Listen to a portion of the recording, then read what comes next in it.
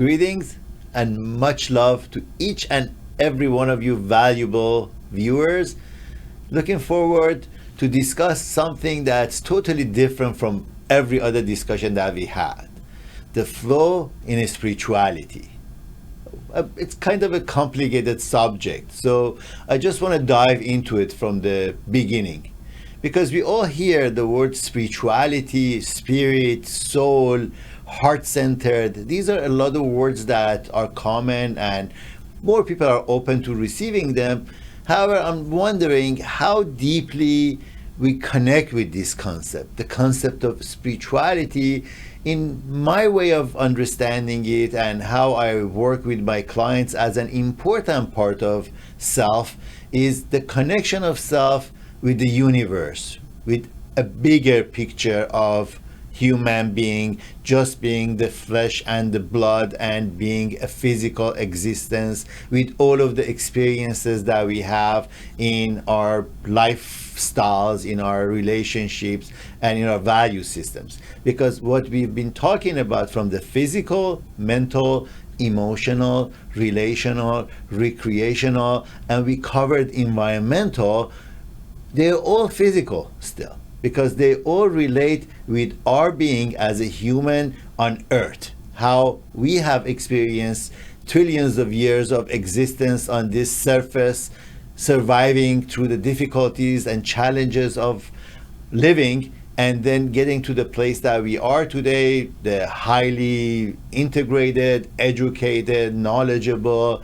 smart, but are we wise? So that's the difference pretty much between the physical realm and the wisdom, because wisdom is not just how smart we are or how experienced we are and how much we know. Wisdom has also a component that is not seen, that's behind the scene. In the Jungian psychology, it's the collective unconsciousness. Okay, that means that we have all the same base. We all come from the same field of energy or the same algorithm of life that resonates in each and every one of us and in all being. It's a frequency, it's a wavelength that we are all connected within, and we can see that in the computers. You see, the algorithm of a computer is 0 and 1. So based upon 0 and 1, we're creating all of these possibilities that is at our exposure. Every day we're using our cell phones, our computers, our smart devices. They're all functioning based upon the same algorithm that 0 and 1 has created together, and then it's been more sophisticated, which is beyond my knowledge or understanding. But all I know is that just like that, we have a way of being that is based upon a duality, and this duality is, according to Shakespeare, is to be or not to be. So the not to be is actually as big as, or maybe even bigger than to be, because there is a lot that is not here. We don't have the physical connection with it, we don't have it in our hands, yet still they exist. Yet exist because they are in the background. They are somehow supporting us or being with us or coming along with us without us seeing it, without us really connecting directly with it. And that's why we call it is heart-centered, because in our hearts we can feel that. We can feel that love. We can feel that altruism. We can feel the connection that we have with other beings, your pet, your plants, everything that exists. We are connecting with them on this algorithm of being or not being. And not being doesn't mean that we don't exist. In this case, it means that there is so much that we are not, but yet still there. My heritage is Persian, Farsi, and we have this saying in the beginning of every story. We say, Yeki bud, yeki nabud. Once there was one, and then there was nothing. Right? This duality between nothing and being, it's just like the Big Bang Theory. It's just like out of the vacuum of darkness, all of a sudden matter appears, and the matter goes back into nothingness according to string theory, which kind of metaphysics is starting to explain spirituality in a way that is much deeper than just the surface value that through thousands of years we have found in religion. With all due respect to religion and religiosity, religion is not individual. The religion is belonging to a culture, belonging to a faith, belonging to a belief system that is collectively appreciated, and we are born with it or we acquire it, and however we do, we still belong to a certain group or foundation. However, when we're discussing spirituality, that is personal, that is inside of you and inside of me, and how I connect with this source, which religion also believes in, and in different ways of their belief systems. But then at the core of it, it's that unity and the oneness that we all represent. Doesn't matter where we come from, what race we have, or what gender we have, there is some connection inside of all of us, and hopefully the more we connect with that, the better we can have peace, freedom, and joy in this world. And joy could be another good word for this spirituality, because as human beings, we are born out of joy.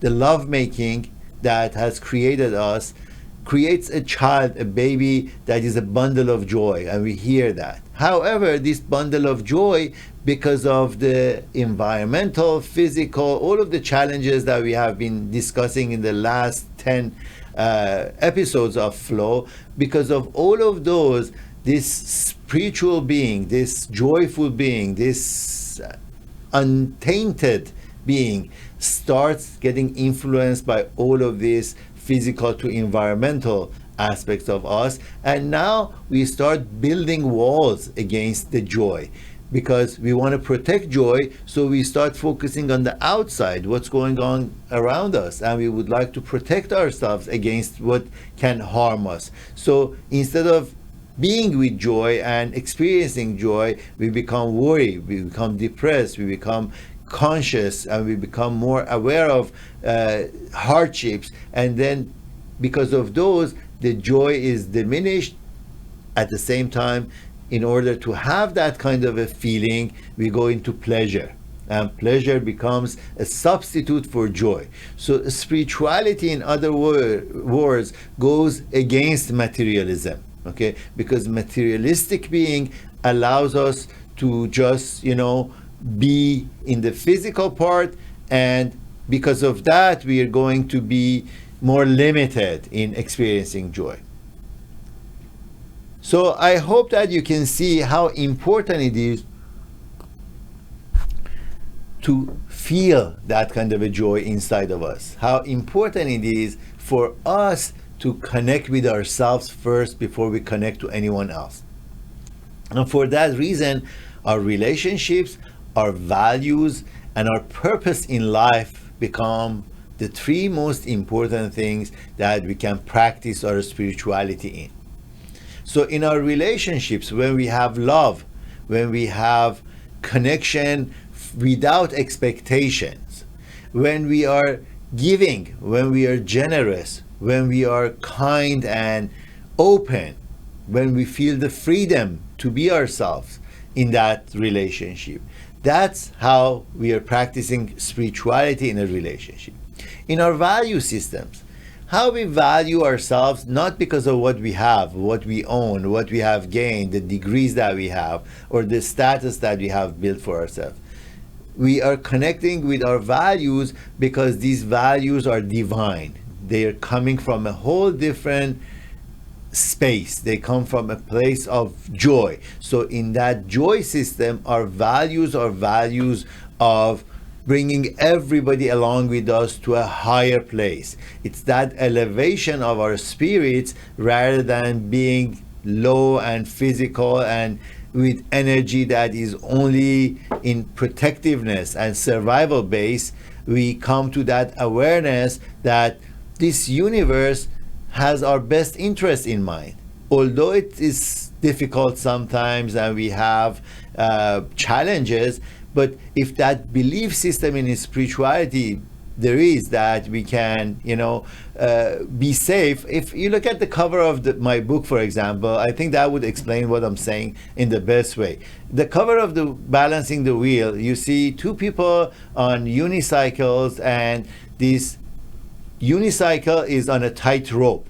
And this tight rope is over a valley, over a ditch, over something that we don't even see the bottom of it.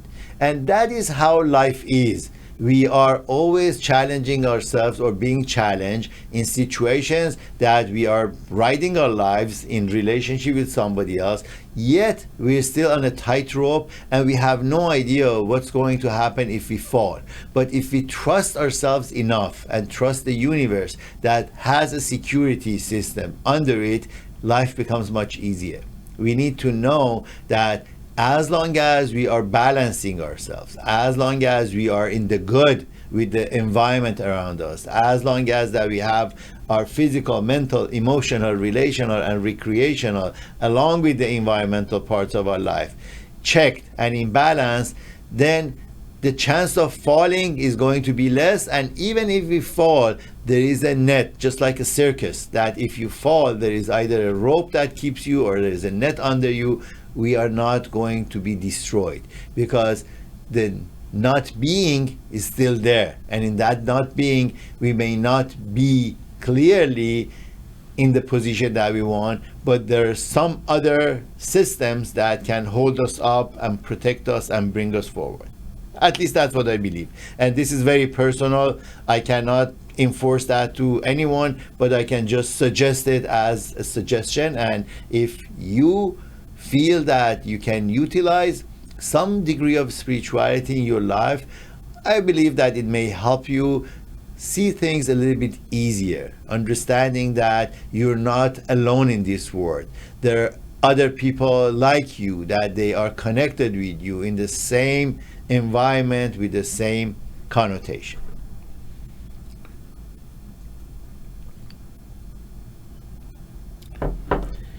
So in order to have a spiritual flow, let me give you a to-do list. Okay. The first step is having allowance. Allowance means that we are not opposing to things, we are not judging things, we just allow things to happen awarely, and then we accept our situation. As long as we have done our best, as long as we have done everything we could to bring us to a good position, that allowance is great. Second is not losing hope, knowing that there is still future ahead of you, that this future is providing the best for you. So keeping that hope and positiveness is a spiritual act, and the second part of our practice of spirituality. So first, allow it, trust it. Second, stay hopeful and don't lose hope. Third is go after your self-worth. Find out what are your values, because without your values and believing in yourself, it's going to be very challenging to just be spiritual. Because now, if you're blaming yourself, if you're blaming the universe, if you're not seeing yourself as a powerful, impactful part of this creative force, which you are the creator yourself, then it's going to be difficult. And the next one is expanding the capacity to love, to cherish, to be, to experience, not coming from fear, because fear is the enemy of spirituality. Unfortunately, in religiosity, the base of many religions becomes out of fear, and that is where it's not doing the depth of spirituality. And last is to have an understanding of this spiritual being by practicing certain things like yoga, meditation, mindfulness, allowance to just experience this joy, having good relationships.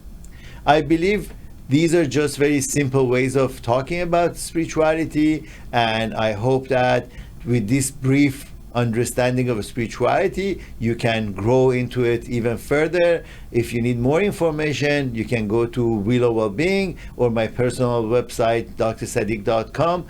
We can explain it further to you if you have any questions about this. In our programs on Wheel Select, we dedicate a part of our concept of spirituality. And even in Balancing the Wheel book, one of the important aspects of this book is starting and ending with how spiritual we are, how we are a light, and the darkness is going to be gone when we can shine upon this. So spirituality is your light, shine it upon your life, and then you can reap the benefits of being joyful and connected with the universe. This is a subject that I would like to talk more about it, so looking forward to continuing with this discussion soon. Have a blessed time.